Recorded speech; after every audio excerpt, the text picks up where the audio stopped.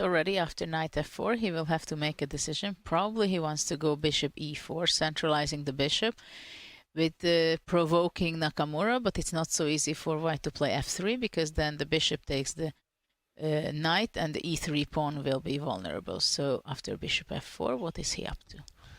Wow, creative. Bishop h3. Normally you want to get rid of the bishop pair here, but black's bishop may be a bit of a target for white's pieces, whereas the white bishop is needed to hit that d5 pawn later. Well, it's definitely an idea which comes well when you play an Armageddon game and you want to surprise your opponent. So the idea is that one time f3 will come, but probably before that white will develop his knight to d2. At the same time, there is a good chance that bishop f4 is the plan of Mamedyarov. And Hikaru retreating his knight to e2. His idea being, I guess, that if the bishop does land on f3, it can be chased away by the knight. Oh, and it's there already. And here I was expecting Hikaru to develop the knight to d2 and chase it away. But then there is some tactical idea. Bishop can capture the knight, takes, and then c takes d4, taking the central pawn. And there is a pin, so black would be taking an extra pawn there. Okay, and if the natural move isn't possible, then already white might even have to look at moves like bishop to g2. Okay, he reinforces the defense of e2. But what is Hikaru doing with his queenside pieces? And there we see a trade of pawns in the middle of the board. Yeah, I think Hikaru will admit himself that these objectively aren't the best moves for white, but he's just asking big questions of Mamedyarov. And if you look at the clock times, it's a 4-minute time advantage now. And, look at that! But queen d3, I was wondering.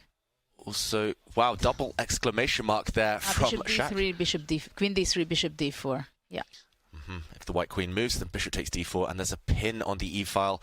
Double exclamation mark means it's a brilliant, unexpected move, and it is a sacrifice if this bishop is captured. The black queen, okay, we're going to see this on the board. She swoops in, and look at the white king. Is it going to survive, really, on f1? Queen h6. Oof, beautiful geometry there, Judith. Queen back to h6. Well, maybe it's not bishop. the best, of course. Maybe rook e8 is the best move because there's so much pressure on the e-file. You got to carry on building, and well, Hikaru desperately needs to get those extra pieces into the game. Well, Mamedyarov is in the game. Yeah, it's like Hikaru raised the red flag to the ball here, and knight takes d4 is incoming. So, I mean, can white play knight c3 and get away with everything? Oh, Hikaru, he's in desperation mode. Mamedyarov leans back to check how many moves they have played. He will get increment in 21 moves time. He cannot think of that, though. He's got 4 minutes, and he needs to deliver checkmate to justify this piece sacrifice. But it looks good. It looks promising for black. Mamedyarov in the attack against one of the best defenders in the world, Hikaru Nakamura. Probably after knight d4, he wants to take on d4. Oof, giving up the white queen. In some lines, perhaps. This one's getting sharp. Knight d2, trying to eliminate black's bishop. But white cannot actually play knight takes bishop at all because the knight on e2 will fall. And oh, Shak has spotted something and he takes the knight off the board. Okay, white is going to end up totally strung up here, just totally paralyzed after rook takes bishop. Maybe just queen to d3. Pin. What about queen takes bishop? I was wondering whether you could actually use your idea of playing queen h6. But maybe, yeah, queen h6 is actually... But then white, if white queen takes the rook, takes, king g7 and double attack the h6. And it's happening, it's on the board. What's he going to do? Oh, Shak, what a move. And queen g2 will be possible to play. I didn't see that one. Yeah, I'm not so sure about this. Okay, Shak now has got a third pawn, however, for his piece. The white king's still weak. Yeah, Mamedyarov, giving the opportunity for Naka to take the 2 rooks for the white queen. Nakamura said no. And what do you think? Is white just too tied up here to hope for an advantage? Well, Mamedyarov plays brilliantly, I think. Absolutely on a higher level than most of the Armageddon games, we can say, because it was a beautiful sacrifice and he's keep playing the best moves, I believe. Also later on, maybe f5 is something to consider. Completely take out the bishop's power on h3. And for white, it's very difficult to make a move, because now if king goes, for example, to g1, then queen d2, there is some tactics. And black just wants to play knight c2, for example, in the next move. Huge threat. You're right, Judith. Knight c2, Knight if black's e3. knight jumps in. Yeah, all the forks in the world, and not easy here for Hikaru to guard against those. You can see finally he's slowed down, eating up his time, trying to find any defensive resource. Not easy. Knight c2, a killer threat. Well, Shak is down to 3:46 in time, but I think looking his body language, he feels extremely comfortable right now. Oh, and Hikaru moving his bishop to g4, but that doesn't deal with the threat of knight c2, does it? It doesn't deal with knight c2. It also asks the question, what if f5, if black just pushes a pawn to hit this bishop? But Shak does, of course, jump in, and Nakamura, okay, giving up material. Trying to consolidate, but black has too much pawns. Black has 3 pawns and a rook for the 2 pieces. And what would be your pick, to leave a set of rooks on the board or to take everything off? And Shak says, you know what? I don't care. I will let white have that rook on the board. Black should not exchange queens now. Mm-hmm. Oh, and just as you say it, Or Judith, in a better circumstances, right? But I would probably move away with the queen to d3 and after that rook c8. But you see, the computer doesn't like the rook c8 move. question mark given to that move. Mamedyarov does have draw odds, and he still has the advantage, so maybe in the grand scheme of things trading the queens was fine, but objectively, with white's king being so weak, keeping the queens on would have made a lot of logical sense there. So Nakamura, can he work his endgame magic? The current material balance is white having a knight and bishop for black's rook and 3 pawns. That feels like too many pawns there, but Mamedyarov needs to find some active moves before white's pieces coordinate. Well, if he stays calm and keeps the position, now king e3 can be interesting, and after rook a to c3, king d4 marching ahead. That can be an opportunity. King e3 on the board. On the board. And I was wondering here whether black can actually step forward with the d pawn and give a check to the king.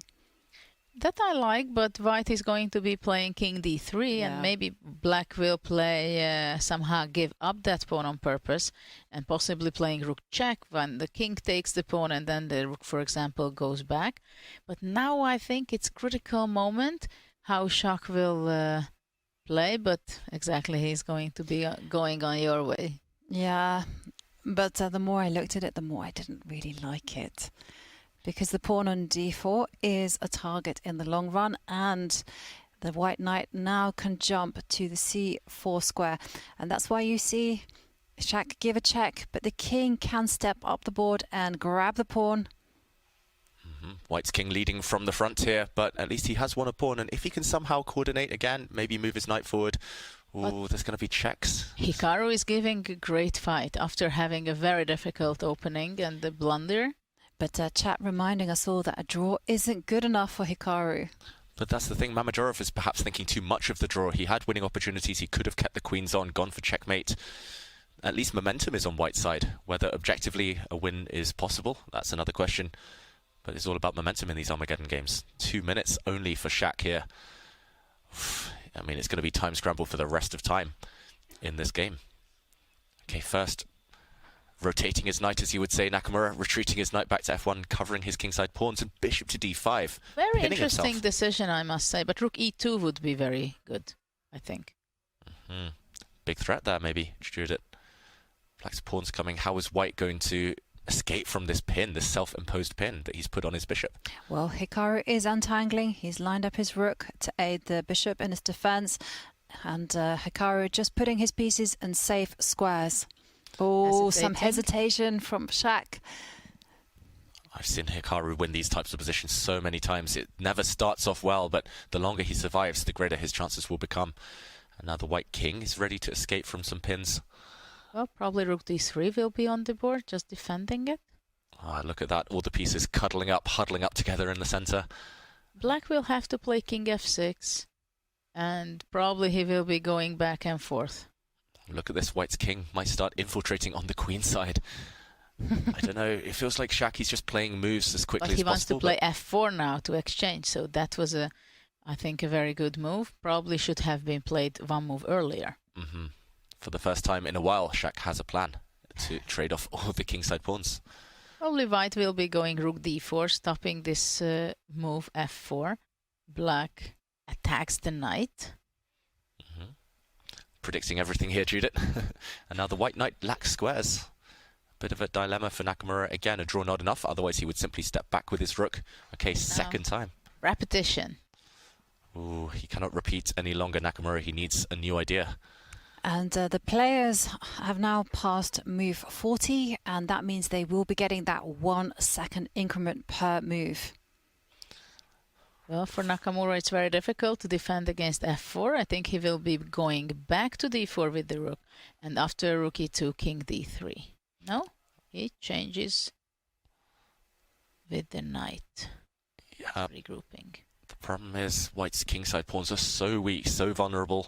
And white is a bit stuck in the center at the moment. So at the same time, Mamedyarov seems to be confused. Yeah, Shak just needs to move. 1 minute now. He gives a check, forcing the white king to make a decision. Has to step back, surely.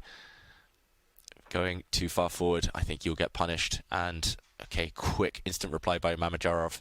He's going for those white kingside pawns, but now the white king is running to their protection. Both are playing with the pawn in their hands. They are quite nervous. What's going on? Yeah, I can't blame them. I would be nervous as well. Right now, rook check.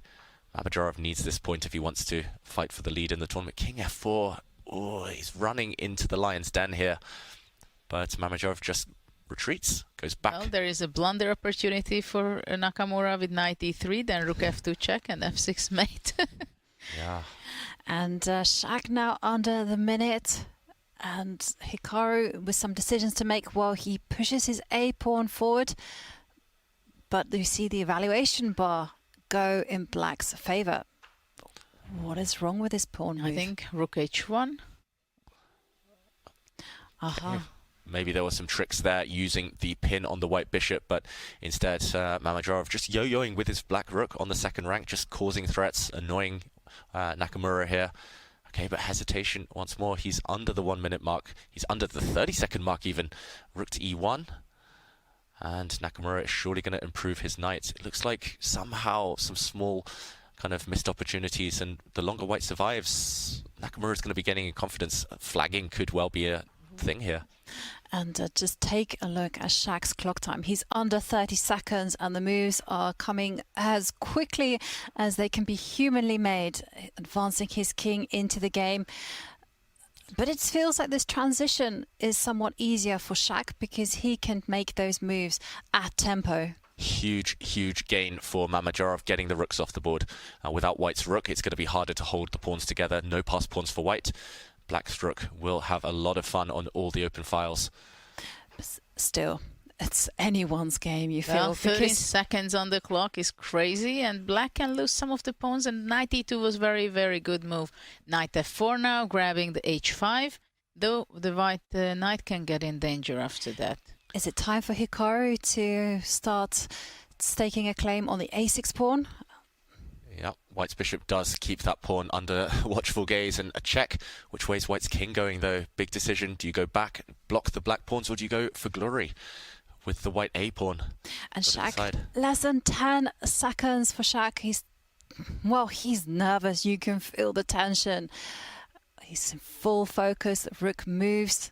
Okay, we repeat the position once more. It's getting very stressful. Pieces are not standing in the center of the square. Right, only seconds on the clock. And that's why the 1 second increment is not a lot. Pieces go flying and Mamedyarov's going for it. We see the evaluation bar react. Black is winning here, but it is a race. And in a race situation, anything can happen. Wow, really nice check there. Mamedyarov throwing a pawn away to go for the white a pawn with his rook. Oh, pawns are running all over the place here. White's a pawn. Is it quick enough? The black rook's found itself trapped. It's incredible, the fight he's giving. He's trapped his own rook. Mamedyarov made that move. 1 second on the clock. White's making a new queen. It is. Anything can happen here. Wow. Can he save his knight, Nakamura? That's the question. Or will he promote? No, he advanced the queen. Yeah. He's got to make a queen. He wants to move his knight, I think, but I don't think he should get too flamboyant here. Oh, wow, he does move his knight, threatening a knight queen and queen a6. Oh, and Mamedyarov loses on time.